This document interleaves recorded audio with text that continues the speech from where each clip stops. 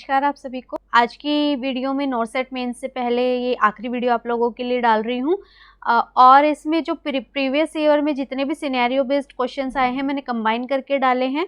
जो मैंने प्री की सीरीज़ कराई थी वहाँ पे मैंने क्वेश्चंस कराए थे, लेकिन आप सब ने नहीं देखी होगी और हर एक वीडियो से मैंने जो है ले लिए हैं सारे क्वेश्चन जो सिनेरियो बेस्ड आए हुए हैं, ताकि आपकी एक वीडियो में जो है रिविज़न हो सके। तो चलिए शुरुआत करते हैं। प्लीज़ अगर वीडियो पसंद आ रही है लाइक कमेंट कीजिए और चैनल को सब्सक्राइब नहीं किए तो सब्सक्राइब कीजिए। और मैं सभी बच्चों को ऑल द बेस्ट बोलना चाहूँगी जो एग्ज़ाम के लिए अपीयर होने वाले हैं। साथ ही ये भी बोलना चाहूँगी कि प्लीज़ फीडबैक दीजिएगा आफ्टर एग्ज़ाम कि आपको जो है कैसा एग्ज़ाम था, क्या क्वेश्चंस थे, वो सारा मुझे बताइएगा। मुझे जान के खुशी होगी कि आपका एग्ज़ाम किस तरीके का हुआ, तो ये भी मैं बोलना चाहूँगी। तो चलिए शुरुआत करते हैं। A patient is taking streptomycin medicine for his active tubercular infection. Which of the following clinical findings suggest to adverse effect of streptomycin? ये सारे क्वेश्चन प्रीवियस ईयर नॉरसेट्स में पूछे गए हैं, तो please be attentive, please pay attention to the questions. Option A, decreased visual acuity, decreased walking, decreased hearing acuity and decreased smelling.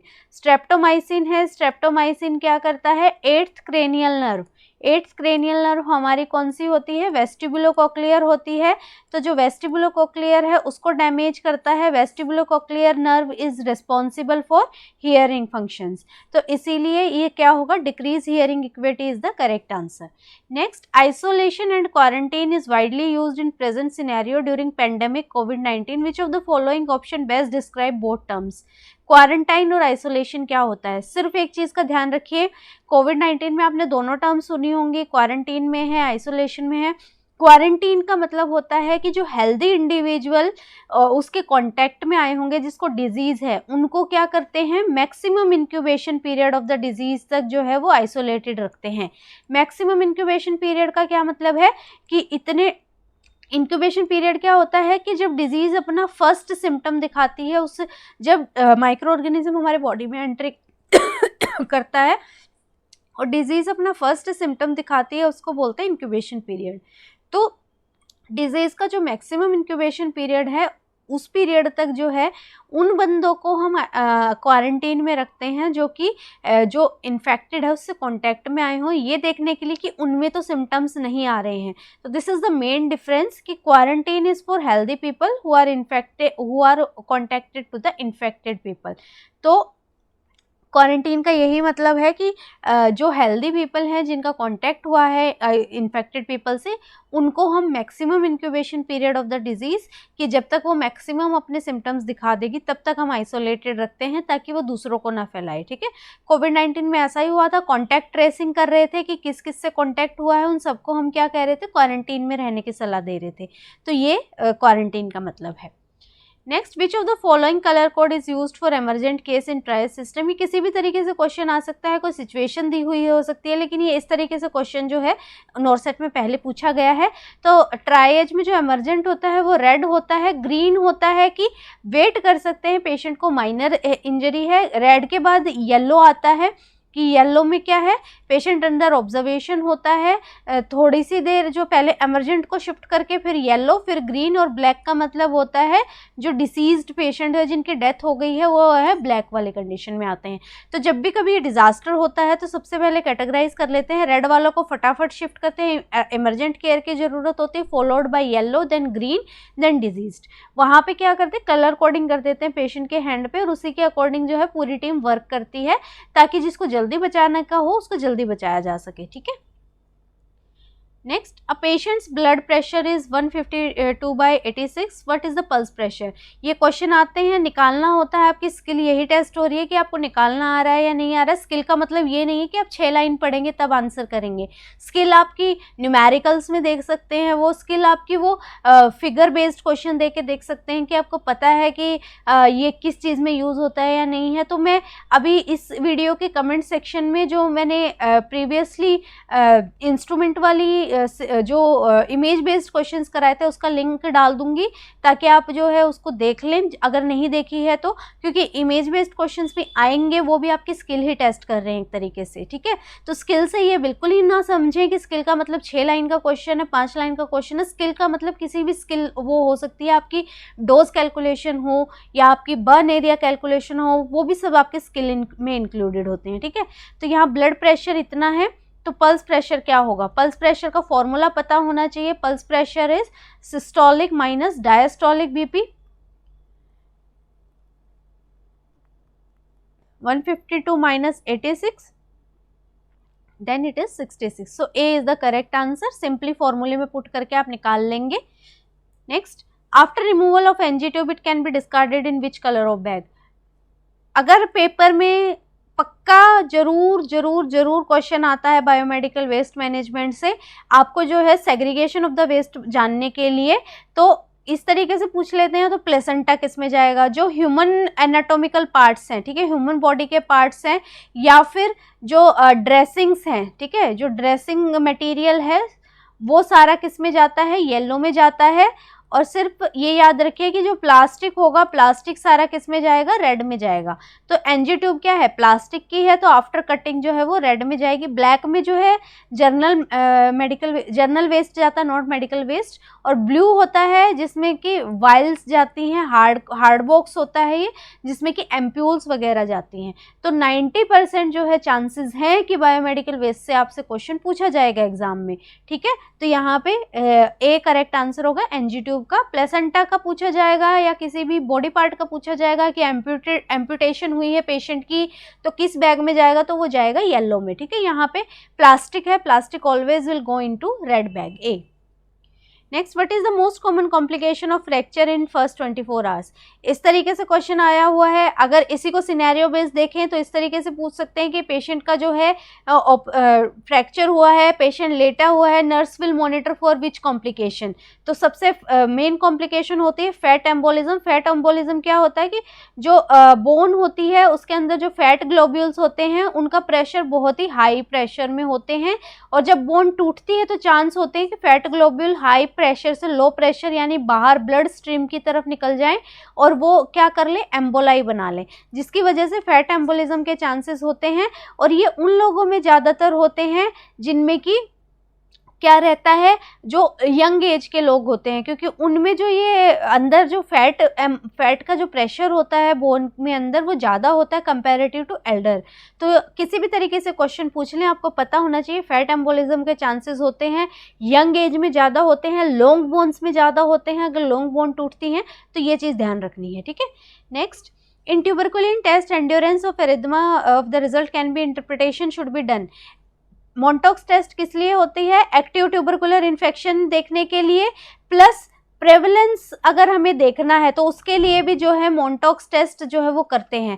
Question पूछते हैं paper में कि प्रेवलेंस देखने के लिए, टीबी की प्रेवलेंस देखने के लिए बेस्ट टेस्ट कौन सा होगा? टीबी की प्रेवलेंस देखने के लिए भी बेस्ट टेस्ट जो है वो मोंटॉक्स टेस्ट होता है।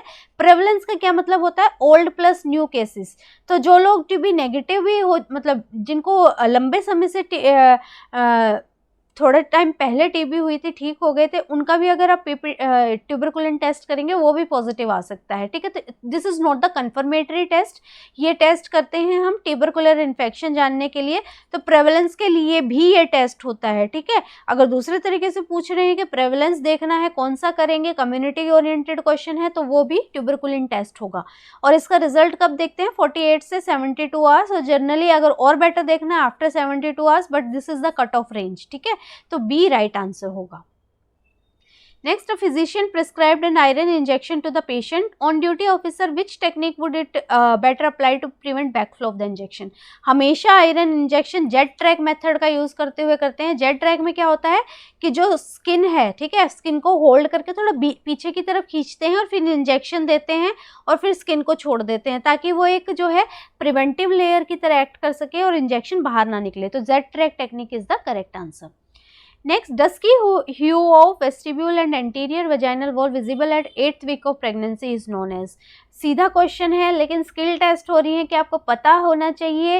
मैं बार बार कह रही हूँ, स्किल से ये बिल्कुल भी इंटरप्रेट नहीं करेंगे आप कि 6 लाइन का क्वेश्चन होगा, 5 का होगा, 4 का होगा। Skill can be anything. आप प्रैक्टिकल बेस्ड कोई भी क्वेश्चन स्किल बेस्ड क्वेश्चन कहलाता है। आप किसी भी जो है वार्ड में काम कर रहे हैं, आपको ये पता होना चाहिए उस वार्ड में जो है पेशेंट्स को क्या क्या चीज़ें आपको देखनी है, वो आपकी स्किल है, ठीक है। तो being a nurse you should know all this. तो ये होता है स्किल। तो यहाँ पे जो है डस्की ह्यू बोल रहा है कि ब्लूइश डिस्कलरेशन हो गई है। कौन सा साइन होता है? चैडविक साइन होता है। इसको जैकविमर साइन भी बोलते हैं। ये साइन यहाँ पे प्रेजेंट होता है तो इसको बोलते हैं Chadwick sign. Next, which of the following test should be use to determine the ulnar circulation of hand before performing arterial catheterization. Arterial catheterization हो गया, एबीजी हो गया, तो हम क्या करते हैं? रेडियल आर्टरी देखते हैं। क्या देखने के लिए? कोलेटरल सर्कुलेशन देखने के लिए कि जो ब्लड फ्लो है वो ठीक है या नहीं है। तो उसके लिए हम क्या करते हैं? एलेंस टेस्ट। एलेंस टेस्ट में हम रेडियल और जो अल्नर है उसको हम ब्लॉक करते हैं और पेशेंट को बोलते हैं मुट्ठी बंद करने के लिए, और उसके बाद छोड़ देते हैं और देखते हैं कि पिंकिश कलर जो है हैंड में वो कितनी जल्दी आ रहा है। तो ये जो है ब्लड फ्लो उस to the particular part and to the next part देखने के लिए हम एलेंस टेस्ट करते हैं। A. Next, a patient with head injury come to the emergency department. Initial assessment of the patient was eye opening with the pain, repetitive movements with withdrawal from pain and lethargy get confused. What would be the maximum score? GCS याद करने का तरीका देख लीजिए, मैंने पहले भी बताया था। अगर आप आई ओपनिंग याद रख रहे हैं, ESPN से याद रखिए। Eye opening spontaneously, to sound, to pain, no response, ठीक है। 4 3 2 1। अगर हम मोटर रिस्पॉन्स की बात कर रहे हैं, मोटर में 6 कंपोनेंट होते हैं, ठीक है। 6 होते हैं। Can't live without fan, CLWFAN, ठीक है। Then C obeys command, L localize pain, W withdraws to pain, F flexion जिसको एबनॉर्मल फ्लैक्शन बोलते हैं, डिकॉर्टिकेट, A एबनॉर्मल एक्सटेंशन और इसको हम क्या बोलते हैं? डिसेरिब्रेट। एक्सटेंशन में ई आता है, डिसेरिब्रेट में ई आता है, इस तरीके से याद रखिएगा। और एन नो रेस्पॉन्स। और यहाँ our country win, oriented, confused, inappropriate word, incomprehensible sound and no response. अगर वैसे आपको याद नहीं है तो ये 3 निमोनिक्स आप दिमाग में रखते हुए जो है स्केल को याद कर सकते हैं, ठीक है। यहाँ पूछा गया है कि पेशेंट आई ओपनिंग है टू पेन, तो ESPN हमने देखा था, ठीक है। टू पेन का क्या स्कोर है? 2, ठीक है। तो यहाँ 2 ऐड हो गया। रिपीटेटिव मूवमेंट्स में withdrawal from pain, withdrawal from pain है, ठीक है, जो और लिथार्जिक एंड कंफ्यूज्ड है। तो वर्बल का हमने क्या देखा था? अवर कंट्री विन, तो C कंफ्यूज्ड, ठीक है, अवर कंट्री विन। तो यहाँ पे क्या है इसका? 4, तो ये हो गया 4। और repetitive movements for withdrawal from pain, withdrawal from pain हमने देखा था can't live without fan,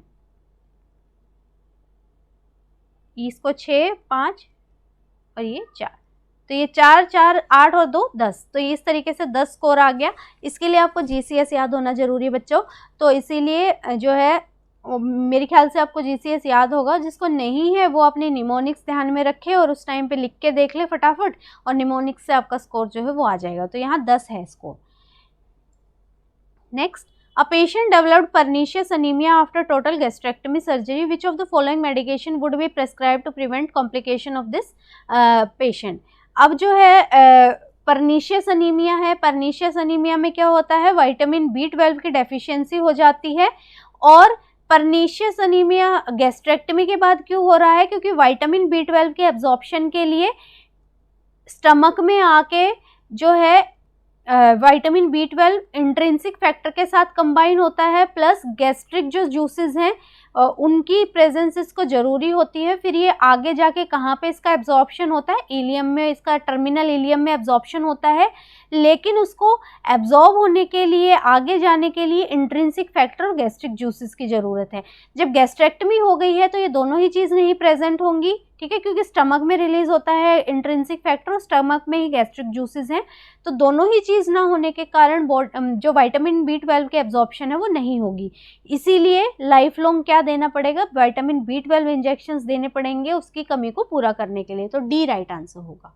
Next, a diabetic mother born a baby with weight of 3.8 kg. Which of the following finding can be seen in the baby after birth? Most commonly करेंगे कि mother diabetic है तो बच्चे को भी क्या होगा, hyperglycaemia होगा, और मोस्टली बच्चे इसको टिक करके आएंगे। ऐसा नहीं होगा, बच्चे को क्या होगा, हाइपो होगा। हाइपो क्यों होगा, क्योंकि मदर के में जब हाइपरग्लाइसीमिया था मदर में, तो मदर के बॉडी में इंसुलिन का लेवल कैसा रहा होगा, बहुत हाई रहा होगा, प्लस जो है वो इंसुलिन का लेवल बहुत हाई होगा, और बच्चे ने भी उसको कंपनसेट करने के लिए अपनी इंसुलिन की प्रोडक्शन को क्या कर दिया होगा, बढ़ा दिया होगा, जिसकी वजह से जो है बच्चे में हाइपोग्लाइसीमिया के साइन दिखेंगे, ना कि हाइपरग्लाइसीमिया के। और जब बच्चा पैदा हो जाता है मदर का, उसको नर्सरी में जनरली ऑब्जर्वेशन के लिए रखा जाता है टू सी द हाइपोग्लाइसीमिया, और हील प्रिक करके उसका जो है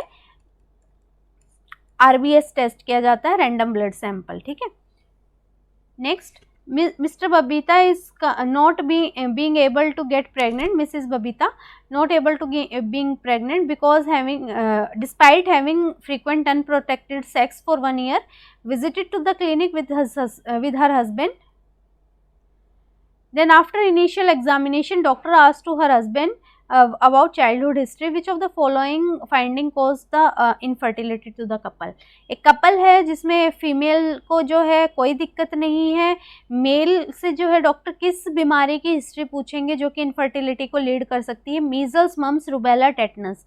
मम्स की पूछेंगे क्योंकि मम्स की एक कॉम्प्लिकेशन होती है जिसको बोलते हैं ऑर्काइटिस। ऑर्काइटिस में जो टेस्टिस हैं वो श्रिंक कर जाती हैं, और जो स्पर्म प्रोडक्शन है वो बहुत ही हद तक जो है रिड्यूस हो जाती है, जिसकी वजह से इनफर्टिलिटी कॉज हो सकती है। तो मम्स की हिस्ट्री यहाँ पे पूछी जाएगी, B. Next, by the use of Wallace rule of 9 which parameter can be calculated in burn patient?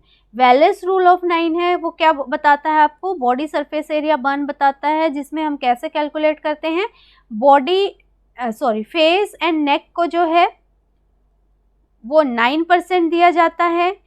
Anterior body part में एब्डोमेन हो गया और ऊपर का अपर चेस्ट हो गया, इस पूरे को दिया जाता है 18%। ऐसे ही पोस्टीरियर जो पूरा कमर वाला भाग है उसको दिया जाता है 18%।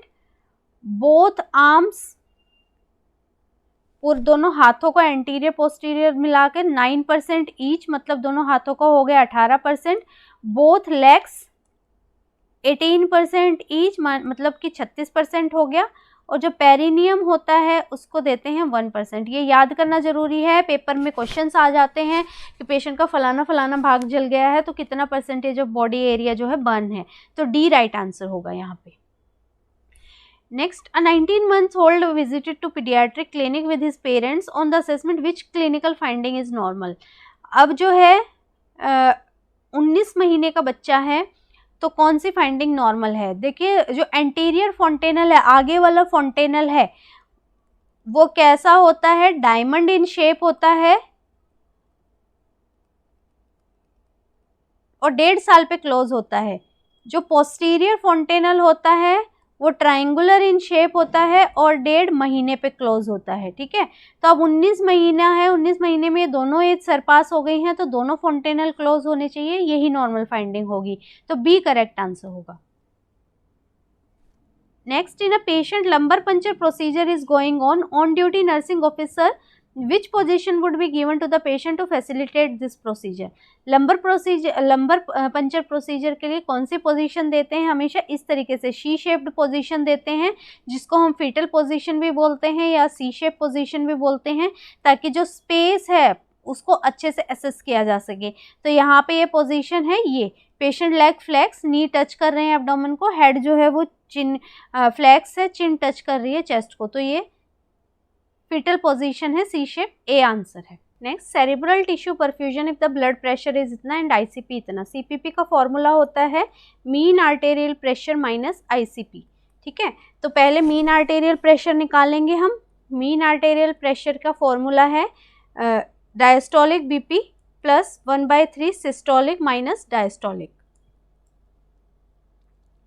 तो डायस्टोलिक यहाँ पे 60 है प्लस 1/3, सिस्टोलिक माइनस डायस्टोलिक हो जाएगा 30, तो ये मीन आर्टेरियल प्रेशर आ गया आपका 70।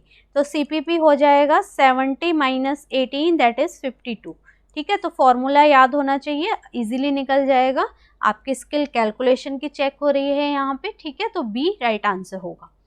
Next, identify the image. Image identify कीजिए। ये इमेज है, इसको बोलते हैं क्या, हेमलिच मैन्यूवर या फिर एब्डोमिनल थर्स्ट मैन्यूवर भी बोला जाता है, जहाँ पे अगर कोई चॉकिंग हो जाती है उसको रिलीव करने के लिए करते हैं। इसमें क्या करते हैं, 5 बार यहाँ पे पुश करते हैं एब्डोमिनल पे और 5 बार यहाँ पे नेक एरिया पे टैप करते हैं। ठीक है, तो जो है नेक टैपिंग भी 5 टाइम्स होती है और 5 टाइम्स जो है एब्डोमिनल थर्स्ट होता है टू मेक द जो चॉक्ड मटेरियल है वो बाहर आ जाए। ठीक है, तो B Heimlich manoeuvre is the correct answer.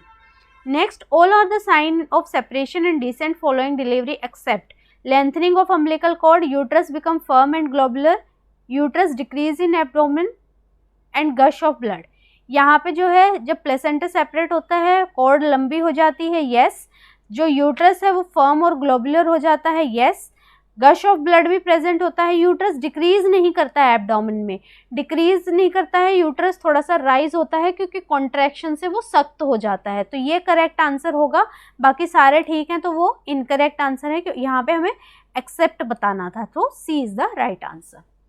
Next, a child comes in emergency with acute bronchospasm after a bee sting, which is the most preferred route of adrenaline administration। Adrenaline देना है, कौन सा प्रेफर्ड रूट है, इंट्राट्रैकियल, इंट्रास्पाइनल, intravenous and intramuscular.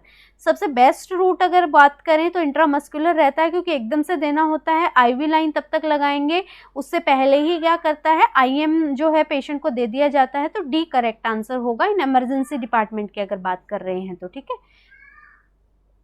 Next, a lady G3A2P0L0, ठीक है, 20 हफ्ते की pregnancy antenatal clinic में आ रही है। कौन सा प्रोसीजर जो है नर्स एंटिसिपेट करेगी कि पेशेंट पे होगा। आप देख रहे हो आप कि ये 3rd प्रेगनेंसी है, पहले तो क्या हुए हैं, अबॉर्शन हुए हैं। ये केस क्या चीज़ शो करता है, सर्वाइकल इनकम्पिटेंसी शो करता है कि सर्विक्स जो है इतना कम्पिटेंट नहीं है जिसकी वजह से ये हो रहा है।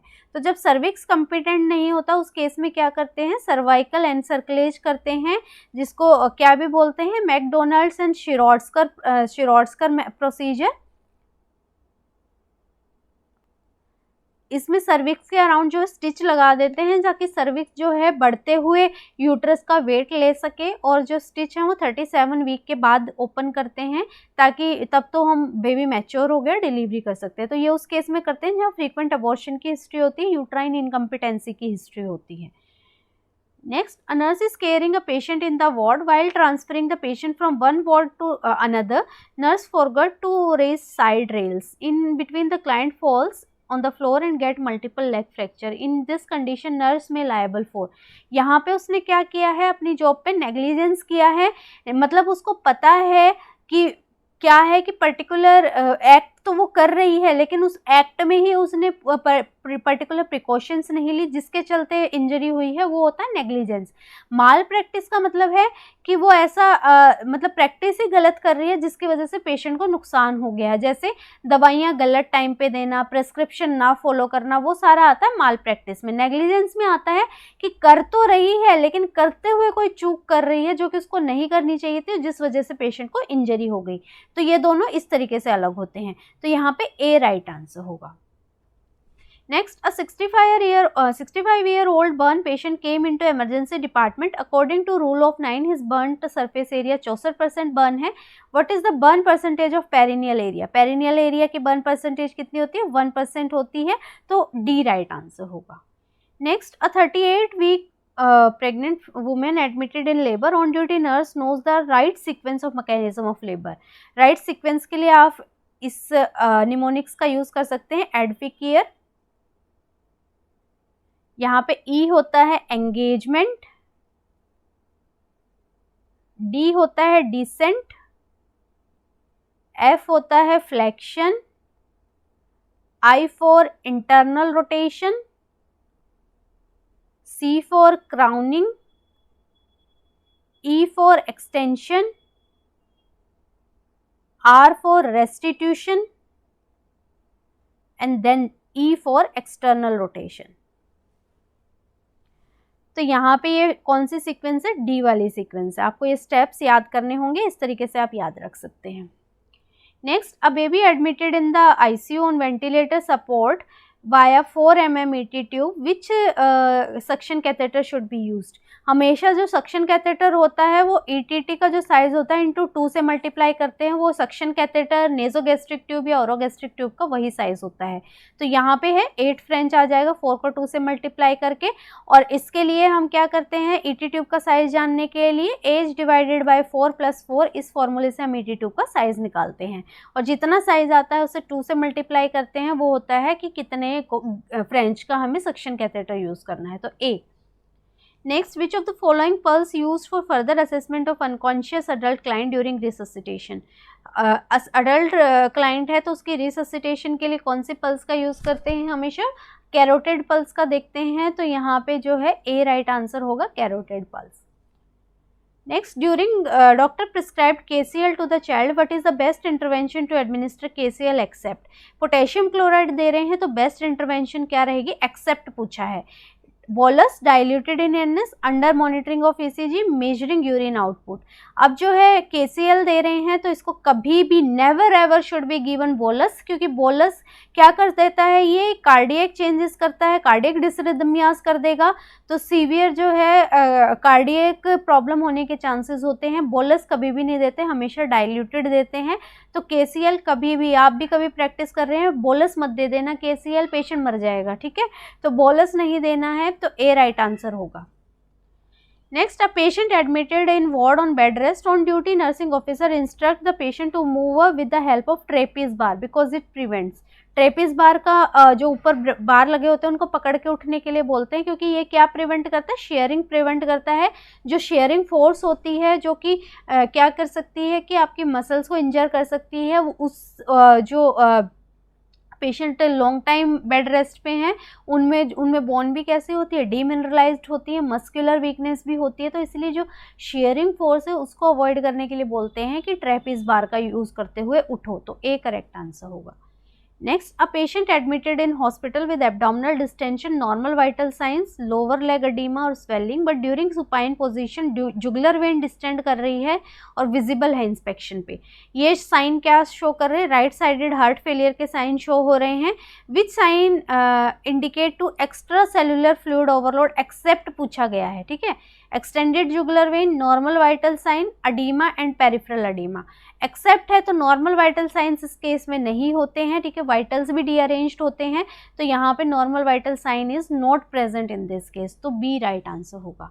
Next, after massive blood transfusion a patient complain muscle spasm and rigidity in extremity. These clinical finding indicate which electrolyte imbalance.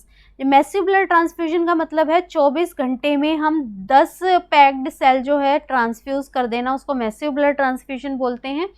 और जब severe internal bleeding, external bleeding present होती है तब हमें मैसिव ब्लड ट्रांसफ्यूजन करना होता है। अब जो ब्लड पैक सेल्स होते हैं उनमें क्या प्रेजेंट होता है, सिट्रेट प्रेजेंट होता है, सिट्रेट ऐड करके रखते हैं एज अ प्रिजर्वेटिव जो उनकी लाइफ को लॉन्ग करता है। और सिट्रेट की टेंडेंसी होती है कि इसको कैल्शियम बहुत पसंद होता है, ठीक है। तो सिट्रेट क्या करता है, जितना ब्लड में उसको कैल्शियम दिख रहा है फटाफट उससे आके बाइंड कर जाता है, और जो फ्री फ्लोइंग कैल्शियम है सीरम में वो क्या हो जाता है, कम हो जाता है, जिसकी वजह से क्या कॉज होगा, हाइपोकैल्सीमिया। तो हमेशा क्या प्रेजेंट होता है, हाइपोकैल्सीमिया प्रेजेंट होता है। B is the right answer. और टेटनी वैसे भी हाइपोकैल्सीमिया में ही देखने को मिलती है। Next, a patient comes in emergency department with head injury, which things should observe in प्यूपिल। प्यूपिल में क्या क्या चीज़ें देखते हैं, प्यूपिल में हमेशा प्यूपिल का साइज देखते हैं, अकोमोडेशन देखते हैं कि लाइट से प्यूपिल जो है वो कैसे रिएक्ट कर रहा है और उसकी रिएक्टिविटी कितनी है, वो सारी चीज़ें जो हैं हम प्यूपिल में देखते हैं। तो B correct answer. Patient arrived at emergency department after road traffic accident, pulse rate 127 है, BP 90/56 है, कोल्ड एक्सट्रीमिटी है। तो कौन सी चीज़ शो कर रही है, हाइपोवोलेमिक शो कर रही है, due to excessive fluid loss हुआ होगा, जिसकी वजह से जो है सारा पेरिफेरल सर्कुलेशन का जो ब्लड है वो सारा जो है वाइटल ऑर्गन्स की तरफ चला गया है। So these are the sign of hypovolaemic shock, B। Next, which among the following is sign of severe dehydration among infants. Among infant जो है सीवियर डिहाइड्रेशन का साइन कौन सा होगा, ये drowsiness, depressed fontanelle, decrease skin turgor, these are the sign of severe dehydration, B. Next, the obstetrical assessment of the reveals कर रही है थर्ड प्रेगनेंसी है, मतलब G3, और उसका जो फर्स्ट चाइल्ड है वो 38 वीक्स पे डिलीवर हुआ है, T1, और जो सेकंड चाइल्ड है वो 34 पे, P1, प्रीटर्म 1 है। अबॉर्शन की कोई चीज़ नहीं दी गई है तो ये 0 ही मान लेंगे हम, ठीक है। तो और लाइव बर्थ जो है वो कितनी है, 2 है, तो ये स्कोर हो गया 31102, सो दिस इज बी, ठीक है। Next, when examining a patient who is paralyzed below T4 level, the medical surgical nurse expect to find T4 से नीचे पैरालिसिस है। T4 का वो लेवल होता है जहाँ पे अपर और लोअर जो बॉडी पार्ट्स हैं उनको बैलेंस करने का काम ये करता है। जब T4 के लेवल से नीचे पैरालिसिस होता है तो अपर एक्सट्रीमिटी की फ्लैसिडिटी जो है वो देखी जाती है, तो बी करेक्ट आंसर होगा।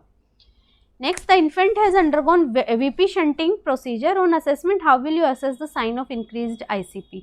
जब इन्फेंट की बात होती है तो इंक्रीज्ड ICP का साइन हम फोंटेनल से देखते हैं, जनरली उनके फोंटेनल बल्ज कर जाते हैं इंक्रीज्ड ICP पे, तो सी करेक्ट आंसर होगा।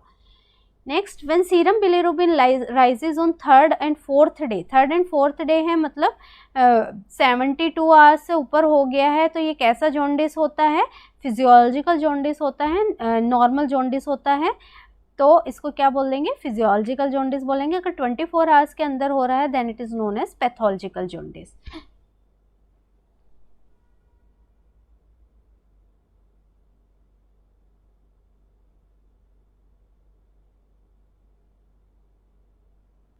Next, which of the following drug is prescribed to an antenatal mother for fetal lung maturation?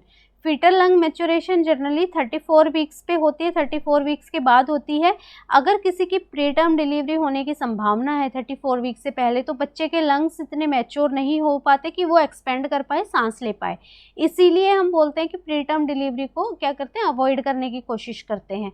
तो अगर होनी पड़ रही है तो उसकी मदर को क्या देते हैं, बीटामिथाजोन देते हैं, जो कि एक कॉर्टिकोस्टेरॉइड है और जो लंग मैच्योरेशन में हेल्प करता है, जो सर्फेक्टेंट का लेवल है उसको बढ़ाने में हेल्प करता है।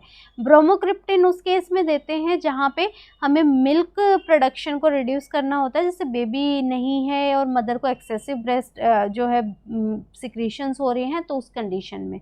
मेटोप्रोलोल एक एंटी हाइपरटेंसिव ड्रग है और मेटोक्लोप्रोमाइड एक एंटी एमेटिक ड्रग है, तो यहाँ पे सी करेक्ट आंसर होगा। Next, if the nurse evaluate the ECG and sees a so tooth P wave, it will be the diagnosis of. So tooth P wave जो present होती है वो हमेशा एट्रियल फ्लटर में प्रेजेंट होती हैं, तो atrial flutter is the correct answer. Next, which of the following immediate management to restore BP and peripheral circulation in a client with multiple fracture and fluid loss. मैंने बताया था आपको कि जब भी ऐसी कंडीशन होती है जहां हमें इमीडिएट फ्लूइड देना होता है, हम हमेशा कैसा फ्लूइड देते हैं, आइसोटोनिक फ्लूइड देते हैं, जिसकी सेम कंपोजिशन होती है बॉडी जो बॉडी फ्लूइड है उसके अकॉर्डिंग। तो यहाँ पे RL is the type of isotonic, तो RL जो है वो सबसे पहले देंगे। Next, which of the following electrolyte imbalance is associated with digoxin toxicity. Digoxin toxicity जो है हमेशा जब पोटेशियम लेवल कम हो जाता है तब होती है, और हाइपोमैग्नीजीमिया में भी होती है। जब मैग्नीशियम लेवल कम हो जाता है तो हाइपोकैलेमिया करेक्ट ऑप्शन होगा। अगर हाइपोकैलेमिया हो रहा है तो डिजॉक्सिन जो है टॉक्सिसिटी कॉज हो जाती है, तो हमेशा डिजॉक्सिन के साथ पोटेशियम को मॉनिटर करते हैं प्लस मैग्नीशियम को मॉनिटर करते हैं। Next, when caring for a 3-day-old neonate who is receiving phototherapy to treat jaundice, the nurse in charge would expect to do which of the following? 3 दिन का infant है तो क्या चीज़ करनी है, turn the neonate every 6 hours, 6 hours में नहीं 2 hours में टर्न करना है, ये नहीं होगा। Encourage the mother to discontinue breast feeding, discontinue करने के लिए नहीं बोलते हैं। Notify the physician if skin become brown in colour, ये जनरली जो है बहुत ही लेट साइन होता है, इससे पहले और साइंस भी हो जाते हैं जिनसे पता लग जाता है, ठीक है। तो चेक करना है vital sign every 2 to 4 hour, this is very much important for a nurse to do, कि बच्चे को जो है टेम्परेचर तो नहीं राइज हो रहा है और वाइटल्स नॉर्मल है या नहीं है, तो डी राइट आंसर होगा। Next, the microorganism that is usually a part of normal vaginal flora but may cause can cause meningitis. ये होता है ग्रुप बी स्ट्रेप्टोकोकाई जो नॉर्मल वजाइनल फ्लोरा में प्रेजेंट होता है, but it is a major responsible microorganism for meningitis. तो C right answer है। Next, pregnant women diagnose with severe anaemia है, HB 7 से कम है, तो क्या करना है? अगर 7 से कम होता है तो पैक सेल ट्रांसफ्यूजन करने के लिए बोलते हैं, क्योंकि ये बहुत ही सीवियर अनीमिया में आता है और ये क्या कर सकता है, हेमरेज, PPH और मैटरनल मोर्टेलिटी कॉज कर सकता है। तो ऐसे पेशेंट को फटाफट जो है पैक सेल ट्रांसफ्यूजन की सलाह दी जाती है। बाकी चीज़ भी होती हैं, लेकिन अभी जो है बहुत कम से थोड़ा इम्प्रूव करना है तो पैक सेल ट्रांसफ्यूज करना पड़ेगा, सी। Next, a client with psychotic depression is receiving haloperidol. Which of the following side effect is associated with haloperidol? Haloperidol के साथ जो है एंटीसाइकोटिक ड्रग है, तो क्या प्रेजेंट होते हैं? एक्स्ट्रा पिरामिडल सिम्टम्स प्रेजेंट होते हैं। एक्स्ट्रा पिरामिडल सिम्टम इनमें से कौन सा? अकाइथीसिया है, जहाँ पे जो पेशेंट है वो स्टिल नहीं बैठ सकता एक जगह पे, बहुत रेस्टलेस रहता है, ठीक है। तो अकाइथीसिया इज प्रेजेंट विथ हेलोपेरिडोल और एंटीसाइकोटिक ड्रग, जिनसे कि एक्स्ट्रा पिरामिडल सिम्टम्स हो सकते हैं। Next, a nurse is preparing the client's morning NPH insulin dose and notices a clumsy precipitate inside the insulin vial. The nurse should, अगर clumsy participate दिख रहे हैं तो उस डोज को क्या कर देना है? फेंक देना है उस वाइल को, क्योंकि वो ख़राब हो चुकी है, और ऐसे केस में नई वाइल से ड्रॉ करके इंजेक्शन देना है। Never ever to be use the vial which is precipitated.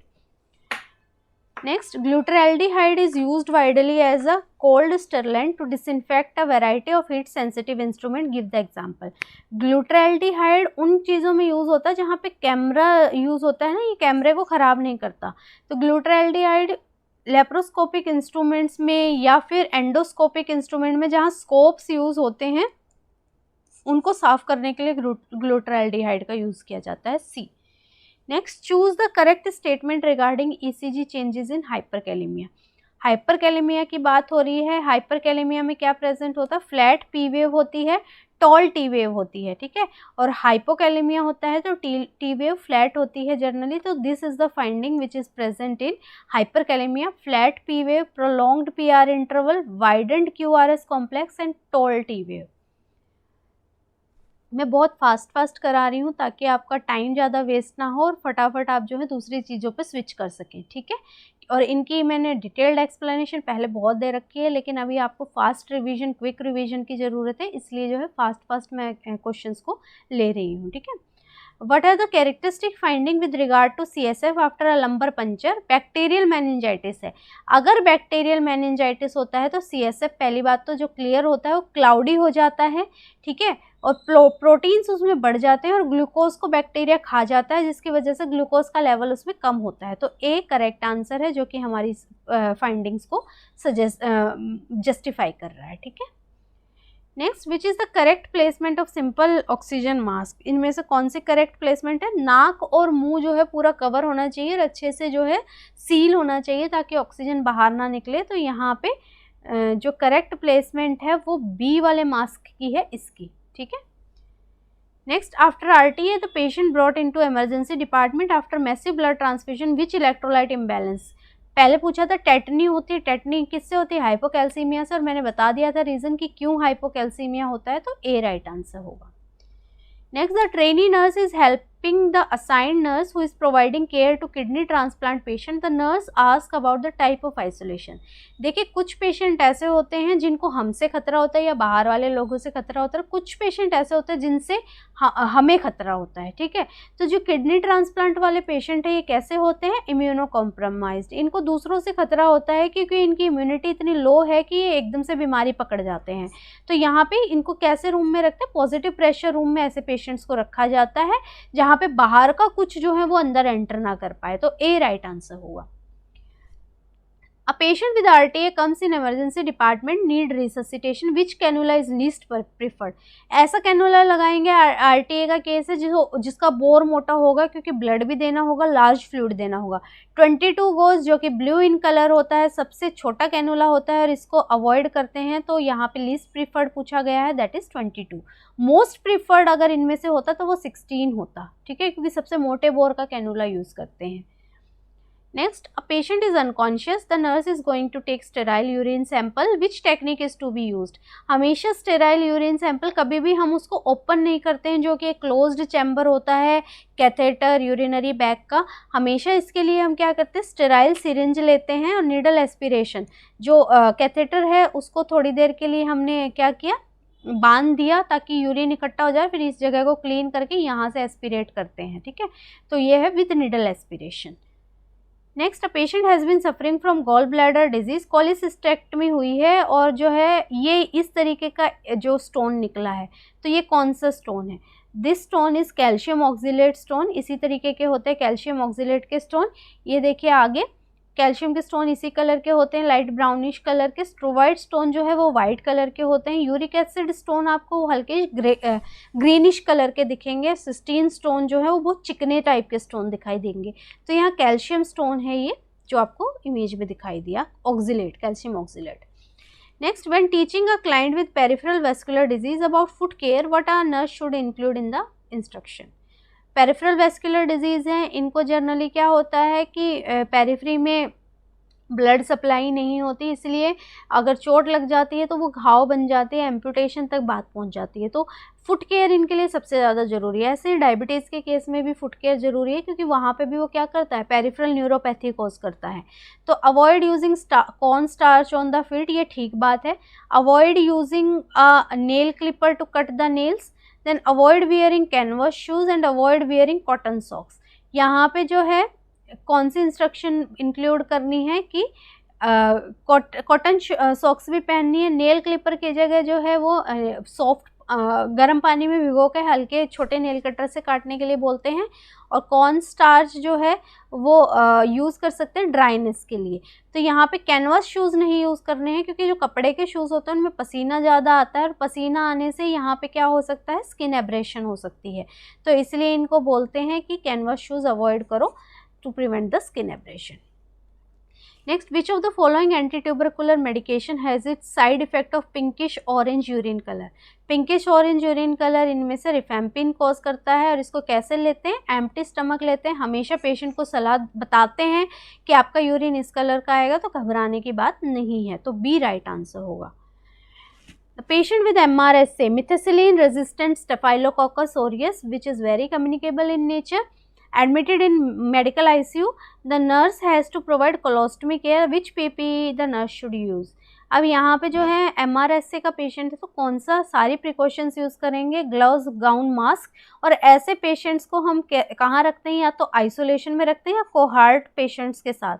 मतलब जिनको MRSA है उनको MRSA के साथ ही रखेंगे, या फिर एक सेपरेट रूम में रखेंगे, क्योंकि जो है हाईली कम्युनिकेबल इन नेचर होता है. तो ए राइट आंसर रहेगा. Next, doctor prescribe pediatric child as follows.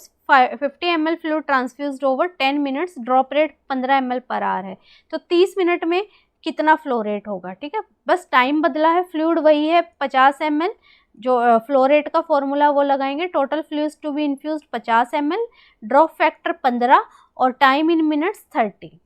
तो ये कितना हो गया, 25. ठीक है, तो कितना फ्लो रेट होएगा, अगर हमें 30 मिनट में देना है तो 25 की रेट से फ्लो रेट होगा. C. Next, a duty nurse on duty finds following colour autoclave label on an instrument set. What will may be the expected action? अभी इस तरीके का दिख रहा है, तो इसका मतलब क्या है कि स्टेराइल, ये ब्लैक लाइन जब आ जाती है इंडिकेटर में, ये स्टेराइलिटी शो करता है कि सेट जो है स्टेराइल हो गया है और अब यूज़ किया जा सकता है. ठीक है, इसीलिए करने से पहले, स्टेराइल करने से पहले इंडिकेटर लगाते हैं, और स्टेराइल करने के बाद इंडिकेटर का कलर चेंज इंडिकेट्स कि स्टेराइल सेट जो है वो स्टेराइल हो चुका है. C. Next, this is the solution used in hospital. After how many days it should be change. ये क्या है, साइडेक्स सॉल्यूशन है. ओटीज में आपने देखा होगा जनरली जो इंस्ट्रूमेंट्स हैं उनको अगर हमें रिपीटेटिव सर्जरी में यूज़ करना है, तो जो अगर जल्दी से जल्दी स्टरलाइज करने का तरीका है वो साइडेक्स में भिगो देते हैं उनको रनिंग वाटर के बाद क्लीन करके. और ये जो है 14 डेज़ में चेंज करना होता है, या विजिबली सॉइल अगर हो रहा है तो वो तभी चेंज करना है. ठीक है, अदरवाइज जो हॉस्पिटल पॉलिसी है वो 14 डेज है कि 14 डेज में it should be discarded and new should be placed in it. Next, following is the picture of sterile sponge used in emergency. It has a blue color thread. What is the purpose of this blue color thread? ये जो line होती है ना, ये वाली, ये radio OPEC line होती है, और अगर कोई स्पंज वगैरह अंदर रह जाता है तो एक्सरे से क्या है पता, रेडियो ओपेसिटी से पता लग जाता है कि कुछ इस तरीके की स्पंज प्रेजेंट है, तो इसीलिए रेडियो ओपेक सब्सटेंस वाली ये यूज़ करते हैं ब्लू लाइन की वजह से, ठीक है, तो ए राइट आंसर होगा। Next, patient come to emergency department unconscious with pinpoint pupil, lacrimation and history of substance abuse. Which of the following drug will be administered? ये opioid toxicity indicate कर रही है, और opioid का जो एंटीडोट होता है वो क्या होता है, naloxone होता है, तो यहाँ पे बी करेक्ट आंसर होगा, ठीक है, naloxone देंगे। Next, identify the following procedure that which nurse doing in the following image. ये किसका, ये क्या है, ये टीपीएन है, टोटल पेरेंटरल न्यूट्रिशन, तो ये है टीपीएन। टीपीएन देते हुए क्या याद रखना है, हमेशा फैट ग्लोब्यूल्स के लिए देखना है कि कोई फैट ग्लोब्यूल तो नहीं प्रेजेंट है, अगर है तो वो नहीं एडमिनिस्टर करेंगे। पेशेंट को जो है शुगर लेवल के लिए मॉनिटर करना होता है, क्योंकि जो है इसमें ग्लूकोज लेवल की वजह से शुगर हाई हो सकती है, और स्टेरिलिटी जो है वो मेंटेन करनी होती है, तो ए राइट आंसर होगा। Next, identify the milky white solution which is used in OT. ये मिल्की वाइट सॉल्यूशन, इसको प्रोपोफॉल बोलते हैं, इसको मिल्क ऑफ एमनेशिया भी बोला जाता है, क्योंकि ये क्या है, temporary loss of memory cause करता है, ठीक है, तो ये मिल्क ऑफ एमनेशिया या प्रोपोफॉल है। Next, a doctor has asked the nurse to insert Ryle's tube and has mentioned do not perform whoosh test. What is the whoosh test? जो whoosh test होता है, जनरली हम कैसे इसकी placement check करते हैं, या तो एक कटोरी में पानी लेके एनजी ट्यूब की एंडिंग को उसमें डालते हैं, अगर बबल आ रहे हैं तो इसका मतलब लंग्स में है, पेट में नहीं है। दूसरा, हम एस्पिरेट करके देखते हैं कि गैस्ट्रिक एस्पिरेशन आ रहा है या नहीं आ रहा है। तीसरा, हम क्या करते हैं कि 10 ml सिरिंज में एयर लेके एकदम से पुश करते हैं, और जहाँ उसका एंड होता है वहाँ स्टेथ से सुनते हैं कि टक साउंड आ रही है या नहीं आ रही है, उसको बोलते हैं वूश टेस्ट। तो ये मना किया है, तो वूश टेस्ट क्या है, push air in the tube and auscultate. और अगर ये पूछा गया कन्फर्मेटरी इज चेस्ट एक्सरे, ठीक है, चेस्ट एक्सरे से कन्फर्म करना है, तो बी राइट आंसर होगा। Then OT nurse opens sterile derm and take gauze with chittle forceps, then transfer it to bare hand and keep in sterile area. एक OT nurse है जो कि sterile डर्म खोलती है, चिटल से गॉज निकालती है, अपने दूसरे जो बेयर हैंड है, खाली हाथ है जिसमें ग्लव्स नहीं पहन रखे, उसमें लेती है, फिर स्टेराइल एरिया में रख देती है। तो ये क्या है, ये गलत चीज़ है, क्योंकि उसने क्या कर लिया, बेयर हैंड से टच कर लिया, जो कि नहीं टच करना था, इवन हैंड से टच भी नहीं करना था। चिटल का पर्पज़ ही ये होता है कि डायरेक्ट उठाया और स्टेराइल एरिया में पटक दिया, ठीक है, उसमें हाथ नहीं लगाने हैं, अनस्टेराइल वो हो गया है, तो she is not doing the right thing. Next, a 39-year-old male is admitted to emergency department with dyspnea, tachycardia, tachypnea, pink and frothy sputum. The nurse determines the patient is experience. ये क्या है कि lungs में injury के sign show कर रहा है, जिस वजह से पिंक और फ्रोथी स्पूटम आ रहा है, तो ये पल्मोनरी एम्बोलिज्म हो गया है पेशेंट को।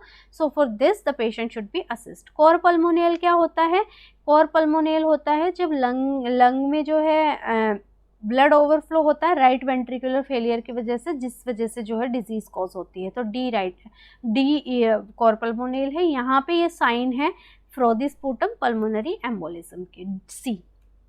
Next, patient is brought to emergency department after a road traffic accident, the patient motor score is 2, this means the patient response is motor score, ठीक है। तो मोटर स्कोर की बात करें तो मोटर में 6 कंपोनेंट होते हैं, can't live without fan, ठीक है, obey command, localize to pain, then withdraws to pain, abnormal flexion, abnormal extension, ये दूसरे वाला पार्ट है। abnormal extension को क्या बोलते हैं, एक्सटेंशन में ई आता है, तो ये क्या है, डिसेरिब्रेट है, ए करेक्ट आंसर है, ठीक है। Next, A nurse is analyzing the serum laboratory report, lung cancer है पेशेंट का जो कि पेल्विक बोन में गया है, कौन सी लेबोरेटरी फाइंडिंग होगी। जब बोन्स इन्वॉल्वमेंट होती है तो ऑस्टियोक्लास्टिक एक्टिविटी जो है वो ज़्यादा हो जाती है, बोन से कैल्शियम बाहर आने लग जाता है, सीरम कैल्शियम लेवल क्या होगा, एलिवेटेड होगा, तो यहाँ ए करेक्ट ऑप्शन होगा, ठीक है। Next, Nurse Linda is assessing a patient who visited OPD with tentative diagnosis of hematological disorder. उसको नोट किया है स्मूथ रेड टंग है, अल्सर्स हैं, तो कौन सी लेबोरेटरी फाइंडिंग है? जो स्मूथ रेड टंग जो अगर यहाँ पे आ गया है तो this is the sign of anaemia, तो low haemoglobin is the correct answer, जिसकी वजह से जो है पेशेंट को इस तरीके के सिम्टम्स आए हैं। Next, a 60-year-old male patient who had total hip replacement was discharged from hospital 1 month before. अभी उसने कॉल किया है, एक्यूट कॉन्स्टेंट पेन है लेफ्ट ग्रोइन में, हिप एरिया में, और फील है हो रहा है कि लेफ्ट लेग जो है शॉर्टर है then the right. The nurse advise the client to come to the hospital immediately suspecting which of the following. अगर किसी को हिप ट्रांसप्लांटेशन प्रोस्थेसिस हो रखी होती है तो ये साइन शो करते हैं डिसलोकेट हो गई है प्रोस्थेसिस, ठीक है, और इमीडिएट हॉस्पिटलाइजेशन की ज़रूरत है, तो सी राइट आंसर होगा। Next, a patient is brought to a post-operative ward after an emergency gastric surgery. The patient has NG tube for gastric decompression. The drainage from NG tube is normal if post operative surgeries के बाद अगर drainage brown liquid है तो ये normal कहलाता है, और ये एल्कलाइन नहीं एसिडिक इन पीएच होता है, measures volume less than 20 ml नहीं होता, मोर देन 20 ml होता है, तो brown liquid is the normal finding, तो ए करेक्ट आंसर होगा। Next, a nurse just had performed a NG tube insertion procedure. Most accurate method, most accurate मैंने बताया था क्या होता है, एक्सरे होता है जो accurately बताता है कि वो उसकी पोजीशन पे है या नहीं है, A. Next, a patient admitted with acute pain in lower abdomen, complaints of pain in left lower quadrant during palpating right lower. This is the sign of acute appendicitis का साइन है, और इसको बोलते हैं राउजिंग साइन। ये देखिए rousing sign में अगर हम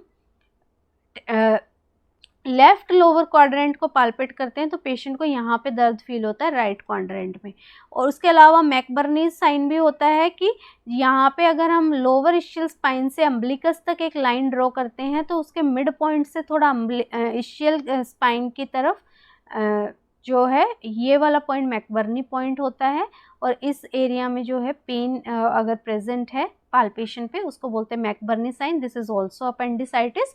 सोएस साइन और ऑप्टोरेटर साइन भी अपेंडिसाइटिस में पॉजिटिव होते हैं। Next, before giving blood transfusion nurse must note the date time of collection and must be aware that packed cells can be stored up to. Packed cell की जो life होती है वो 35 से 42 डेज होती है, तो अप टू पूछा गया, up to it can be stored up to 42 days. Next, identify the image. ये भी आपकी स्किल टेस्ट कर रहा है इसलिए मैंने इसको डाला है। ये है होल्टर मॉनिटरिंग, जहाँ पे कंटिन्यूअस ईसीजी जो है पेशेंट को का हो रहा होता है। जनरली जिन पेशेंट्स का बीच में यूपनिया हो जाता है, जिनका पेशेंट को बीच में जो है एसिस्टोल आ जाता है, वो सारी चीज़ देखने के लिए होता है। This is Holter monitoring. Next, a doctor orders for the application of knee high sequential compression device. ICU का पेशेंट है। When the nurse visited to perform initial assessment, local pain है राइट काफ एरिया में जो कि slightly red है, warm to touch है, तो कौन सी बेस्ट इंटरवेंशन रहेगी? ये चीज़ शो कर रही है डीवीटी, और डीवीटी के केस में क्या करना है, कोई कंप्रेशन डिवाइस नहीं अप्लाई करना है और फिजिशियन को कांटेक्ट करना है, क्योंकि ऐसा करने से क्या हो जाएगा, जो थ्रोम्बस है वो डिसलॉज हो जाएगा और एम्बोलाई का रूप ले लेगा। ठीक है, मसाज नहीं करना है, कंप्रेशन नहीं लगाना है, कोई एनाल्जेसिक नहीं देना, कंप्रेशन लगाना ही नहीं है डीवीटी में, तो बी राइट आंसर होगा। Next, you have received a 50-year-old client in emergency unit. उसको सीवियर बैक पेन है, ग्रे टर्नर साइन पॉजिटिव है, मतलब फ्लैंक एरिया में जो है ब्लूइशनेस प्रेजेंट है, नोजिया है, बीपी कम है, रेस्पिरेशन बढ़ा हुआ है, हार्ट रेट बढ़ा हुआ है, तो इस फाइंडिंग में प्रायोरिटी नर्सिंग एक्शन क्या रहेगा? अब जो ग्रे टर्नर साइन है वो पेनक्रेटाइटिस में भी प्रेजेंट हो सकता है, और उसके अलावा किस चीज़ में प्रेजेंट हो सकता है, ये एब्डोमिनल एन्यूरिज्म के केस में भी प्रेजेंट हो सकता, एब्डोमिनल आयोटिक एन्यूरिज्म के केस में प्रेजेंट हो सकता है। तो इसीलिए क्या करना है, पहले लार्ज बोर आईवी कैनुला लगा देना पेशेंट को फटाफट, ताकि क्योंकि पेशेंट को क्या है ज़्यादा फ्लूइड देने पड़ेंगे, ब्लड भी जो है हो सकता है देना पड़े, तो ये प्रायोरिटी एक्शन रहेगा। नेक्स्ट में, the nurse is completing a client's pre operative checklist. The nurse obtain vital signs, temperature इतना, pulse rate 84, respiration 16, blood pressure 132/74। सारे साइन नॉर्मल है, तो क्या करना है, रिकॉर्ड करना है डाटा सिंपली, क्योंकि कोई अब नॉर्मेलिटी वाइटल्स में नहीं दिख रही है। Next, you are posted in one unit and assigned to a new admitted 13-year-old patient. Total body surface area 30, body weight 20, initial fluid की फ्लो रेट बतानी है। ठीक है, क्वेश्चन पहले भी कराया तो दोबारा बता रही हूँ आपकी प्रैक्टिस के लिए। पहले आप फ्लो रेट निकालने के लिए इनिशियल फ्लूइड कौन सा होता है, जो पहले 8 घंटे में देना होता है। तो पहले हम टोटल फ्लूइड निकालेंगे कितना देना है, और टोटल फ्लूइड को 2 पार्ट में डिवाइड करेंगे। पहला हाफ देना होता है initial fluid as a 8 hour. तो यहाँ टोटल बॉडी सरफेस एरिया 4 × 30 × 20, तो यहाँ हो गया 2400 ml। 2400 ml में से हमें 1200 ml इनिशियल घंटे में देना पड़ेगा। और अगर हम फ्लो रेट निकालेंगे तो total volume to be infused in ml कितना हो गया 1200 ml, क्योंकि हाफ देना है हमें इनिशियल आवर में। और जो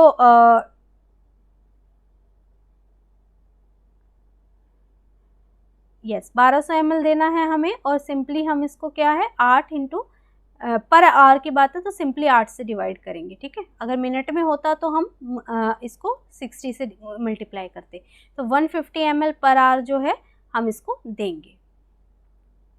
C.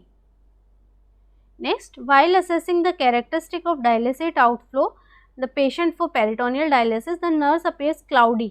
जो पेरिटोनियल डायलिसेट है वो क्लाउडी दिख रहा है, इसका मतलब क्या है, कोई बैक्टीरियल इन्फेक्शन है, and that indicates peritonitis. C. D. Then the dietary advice for the ileostomy would include, जो इलियोस्टमी वाले पेशेंट होते हैं उनको क्या बोलते हैं कि हाई फाइबर डाइट नहीं लेनी है, क्योंकि जो खाते हैं वो सारा ही बाहर निकल जाता है, उसके साथ साथ दूसरे इलेक्ट्रोलाइट्स भी वो खींच के लाएगा। अगर हाई फाइबर डाइट होगी तो बल्कि इन स्टूल होगा। तो ये सारी चीज़ जो है इलियोस्टमी को बोलते हैं कि हाई फाइबर डाइट नहीं लेनी है। फ्लूइड ज़्यादा लेने के लिए बोलते हैं क्योंकि डिहाइड्रेशन हो सकता है। कैलोरी इंप्रूव करने के लिए बोलते हैं, और मिल्क जैसे प्रोडक्ट की कंजप्शन को डिक्रीज करने के लिए बोलते हैं, और हाई फाइबर डाइट को भी अवॉइड करने के लिए बोलते हैं, ताकि बल्की ना हो और दूसरे इलेक्ट्रोलाइट्स का भी इम्बैलेंस ना हो। A. The person with head injury is not able to understand or comprehend the language but verbal response fluent है। इस कंडीशन को बोलते हैं वर्निक्स अफेजिया, जहाँ पे पेशेंट को बोलने के लिए बहुत चीज़ होती है लेकिन वो क्या बनाता है, वर्ड सैलड बनाता है, कुछ कुछ बोलता रहता है। ब्रोका में उसको उल्टा होता है, पेशेंट समझता सब कुछ है लेकिन उसके पास वर्ड्स जो है वर्ड्स नहीं आ रहे होते उसको बोलने के लिए, तो वो ब्रोका होता है। कंडक्शन में होता है कि जहाँ पे वो शुरू करने में बहुत टाइम लगा देता है, एक वर्ड को 2-4 बार गलत बोलेगा उसके बाद सही वर्ड पे आएगा, और ग्लोबल इन दोनों का मिक्स होता है। ठीक है, तो यहाँ पे पूछा गया है that is Wernicke's aphasia. Next, which of the following symptoms occur most frequently in patient with acute pyelonephritis which should be monitored by the nurse? Pyelonephritis है, ठीक है, एक्यूट पाइलोनेफ्राइटिस में हमेशा फ्लैंक पेन प्रेजेंट होता है on the affected side. ठीक है, तो बी राइट आंसर होगा। Next, 45-year-old patient who had underwent exploratory laparotomy 5 days before, अभी प्रेजेंट कर रहा है एब्डोमिनल पेन है, डिस्टेंडेड एब्डोमिन है, फ्लेटस एब्सेंट है, बाउल साउंड एब्सेंट है, तो ये क्या इंडिकेट करता है, पैरालिटिक इलियस इंडिकेट करता है, तो ए राइट आंसर होगा। Next, disorder based on this line is present in down syndrome का बच्चा, तो D is the correct answer. Characteristic feature, आप हमेशा किसी भी डाउन सिंड्रोम के बच्चे का हाथ देखेंगे ये लाइन हमेशा उसमें प्रेजेंट होगी, D. Next, the test is useful in indication of, ये कौन सा टेस्ट करके दिखा रहे हैं, ये ऑर्टोलेनी टेस्ट कर रहे हैं, जो कि क्या होता है, हिप डिसलोकेशन देखने के लिए होता है बड़े बच्चों में। अगर ये नियोनेट्स की बात होती तो नियोनेट्स में हम हिप डिसलोकेशन देखने के लिए क्या करते हैं, limited range of motion at affected hip, कल किया है हमने ये क्वेश्चन। ठीक है, तो ये है हिप डिसलोकेशन के लिए। Next, which of the following is demonstrated in this picture, बच्चा जो है अगर चढ़ रहा है घुटनों पे तो सहारा लेके चढ़ रहा है, ये साइन होता है गोवर्स साइन, ये जो है मस्कुलर डिचन मस्कुलर डिस्ट्रॉफी में जनरली प्रेजेंट होता है, तो this is indicates Gowers sign. Next, the nurse is assisting a healthcare provider examining a 3-week-old infant with developmental dysplasia of hip. Which test should the nurse expect? अभी हमने देखा कौन सा test करते हैं, ऑर्टोलेनी टेस्ट करते हैं, जिसमें क्लिकिंग साउंड जो है वो प्रेजेंट होती है कि वो जो हेड है फीमर का वो एसिटाबुलम से बाहर निकल गया है, जो इंडिकेट करती है, तो सी राइट आंसर होगा। Next, an infant of a mother infected with HIV is seen in the clinic every month being monitored for symptoms indicative of HIV infection, तो कौन सा जो है सबसे कॉमन साइन इन बच्चों में प्रेजेंट होता है, cough, liver failure, watery stool and nuchal rigidity. Cough present होता है क्योंकि न्यूमोसिस्टिक कैरनाई जो है वो सबसे कॉमन जो अपॉर्चुनिस्टिक इन्फेक्शन है वो कॉज करता है निमोनिया, और इसका जो सबसे कॉमन साइन होता है इस वाले ऑर्गेनिज्म का वो होता है कफ। तो cough is the sign that is present, तो ए राइट आंसर होगा। Next, a health care provider prescribe laboratory study for an infant, जो वुमेन में पॉजिटिव HIV था जिसकी माँ को, the nurse anticipate which laboratory test. अब एक बच्चा पैदा हुआ है, अभी तक उसमें एंटीबॉडी तो नहीं बनी होंगी, सिर्फ अगर वो क्या होगा उसमें एंटीजन की प्रेजेंस होगी। तो एंटीजन डिटेक्ट करने के लिए इसमें से कौन सा टेस्ट होता है? चेस्ट एक्सरे नहीं होता है, वेस्टर्न ब्लॉट एंटीबॉडी डिटेक्ट करता है, ठीक है, ना कि एंटीजन, तो वेस्टर्न ब्लॉट नहीं है। CD4 count immune response detect करता है, ठीक है। P24 एंटीजन ऐसे होता है जो एंटीजन की डिटेक्शन करता है, ठीक है, तो डी राइट आंसर होगा। Next, a clinical nurse is instructing the parent of the child with HIV regarding immunization, the nurse should provide which instruction to the child. अगर जो है HIV इन्फेक्शन है तो इम्यूनाइजेशन की कौन सी इंस्ट्रक्शन देनी है? हमेशा जो है बच्चे को अपर रेस्पिरेटरी ट्रैक्ट इन्फेक्शन बहुत फ्रीक्वेंटली होते हैं, तो इन्फ्लुएंजा वैक्सीन जो है ईयरली देनी होती है ऐसे बच्चे को, तो बी राइट आंसर रहेगा। Next, the home care nurse provide instruction regarding basic infection control protocol, the which statement if made by the parent indicate the need for further instruction. I will clean up my spills from with diluted alcohol। diluted alcohol से नहीं clean करते हैं, hypochloride solution से या फिर bleach solution से इसको clean किया जाता है, तो this is the wrong statement and this is the answer, क्योंकि नीड फॉर फर्दर स्टेटमेंट यहाँ पे पूछा है, ठीक है। Next, a child is receiving a series of hepatitis B vaccine and arrives at the clinic for second dose। before administering the vaccine उससे कौन सी history पूछनी है? एक डोज लग चुकी है, दूसरी लगनी है, तो क्या पूछते हैं? प्रीवियस डोज से कोई एलर्जी हुई थी या नहीं हुई थी, तो this is the question to be asked. Next question is, an outpatient department nurse is providing health education to a 40-year-old person regarding the lifestyle modification to prevent hypertension. What level of prevention is this? अब देखिए, primary level of prevention में क्या होता है, जहाँ पे risk factor present होता है लेकिन अभी डिजीज़ नहीं हुई है, ठीक है, रिस्क फैक्टर प्रेजेंट होता है और हम उसको क्या कर रहे हैं, अवॉइड कर रहे हैं ताकि डिजीज़ से प्रिवेंट किया जा सके। जहाँ पे हम स्पेसिफिक प्रोटेक्शन करते हैं, यहाँ पे हम स्पेसिफिक प्रोटेक्शन कर रहे हैं in form of health education. और अगर रिस्क फैक्टर भी नहीं है, हम जनरल पॉपुलेशन को ही बता रहे हैं, तो वो होती है प्राइमोर्डियल प्रिवेंशन। अब यहाँ पे रिस्क फैक्टर है क्योंकि 40-year-old हैं और इनको हाइपरटेंशन के चांसेस अब हो सकते हैं, तो ये कौन से लेवल की प्रिवेंशन है? This is primary level of prevention, तो सी करेक्ट आंसर होगा। Next, the nurse calculate the expected date of delivery using Naegele's formula. जो लास्ट पीरियड था वो 11 था, ठीक है, तो 11 में आप 7 ऐड कर दीजिए, क्या हो गया 18th, और फरवरी के बाद आप 9 मंथ ऐड करेंगे, मार्च, अप्रैल, मई, जून, जुलाई, अगस्त, सितंबर, अक्टूबर, नवंबर, तो ये क्या होगा 18th नवंबर जो है वो करेक्ट आंसर होगा। तो ये जो है इस तरीके के क्वेश्चंस आ सकते हैं। निगल फॉर्मूला से एक चीज़ और आ सकती है कि जैसे कि अगर यहाँ पे मंथ होता लेट्स से, ठीक है, फॉर एग्जाम्पल यहाँ फरवरी ना दे के दे रखा होता नवंबर 11, 2018, ठीक है, तो यहाँ पे ईयर चेंज हो जाएगा अगले साल, तो ऑप्शन ध्यान से देखिएगा। अगर अगले साल की बात करेंगे दिसंबर, जनवरी, फरवरी, मार्च, अप्रैल, मई, जून, जुलाई, अगस्त, तो वो 18 अगस्त 2019 हो जाएगा। ऑप्शन में 18 भी दिया होगा आपको कंफ्यूज करने के लिए, तो इस चीज़ को ध्यान से देख लीजिएगा कि नया साल लग रहा है या क्या है। यहाँ पे सेम ईयर की बात है, तो 18th November is the correct answer. ये जो है मैंने बहुत ही जल्दी आपको 100 क्वेश्चंस कराए हैं विदाउट वेस्टिंग योर टाइम, कि आप टाइम भी ना वेस्ट करें, आपकी जल्दी भी रिवीजन हो जाए। ये सारे प्रीवियस ईयर क्वेश्चंस हैं जो आए हुए हैं, just to go through, just to make you feel कि इस तरीके के क्वेश्चंस आपके एग्जाम में आएंगे। और at the end all the very best to all of you, और अच्छा करके आना, और जो है अपना भी नाम रोशन करना और मेरा भी करना, अगर मेरे से आपको कुछ बेनिफिट हुआ हो तो। ये सारे आपको जो पिछले साल आए हुए हैं वो क्वेश्चंस थे सिनेरियो बेस्ड, और जो अभी उन्होंने जैसे बोला है कि थोड़ा सा डिफ़िकल्ट होने वाला है, तो उस तरीके के सारे क्वेश्चंस मोस्टली मैंने आपको जो अभी सीरीज़ कराई है ये 18 दिन उसमें मैंने कवर कराए हैं आपको, मॉसबी से, सॉन्डर्स से, एनक्लेक्स बेस्ड सारे क्वेश्चंस। तो अगर आपने ढंग से देखी होगी तो you will be definitely benefited. Thank you and best of luck for the exam.